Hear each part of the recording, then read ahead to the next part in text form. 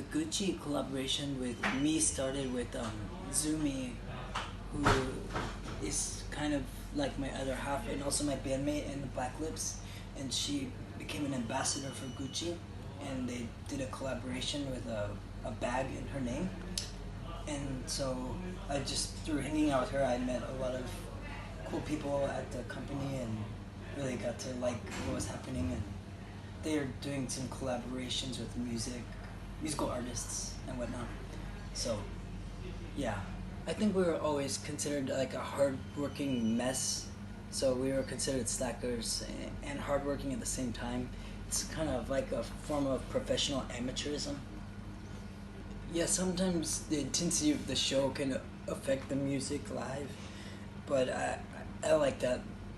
If the music gets destroyed in the chaos, it's just part of the entertainment, so I like that.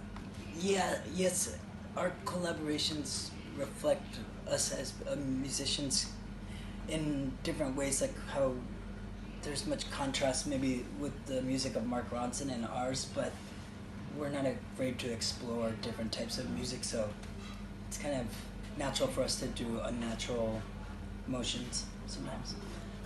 I guess my mom's heartbeat was the first sound of music when I was in the womb, maybe. I once got in trouble in high school. They asked what your first memory was. You had to write a paper, and I wrote a paper about how I remembered being born, even though I didn't remember that.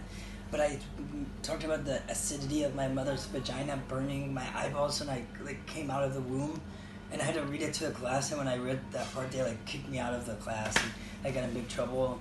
It was really discouraging as a young writer.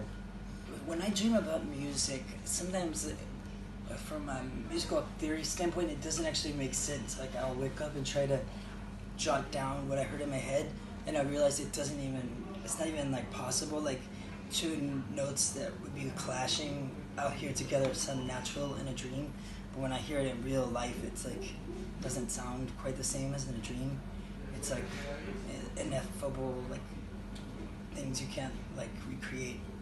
Much like if you're taking LSD, the magic that's happening is hard to put on record and share with other people. It's in your own mind, this warped vision. So it's really hard to transfer that world into a real literal world, But it's a goal I'm trying to achieve though still.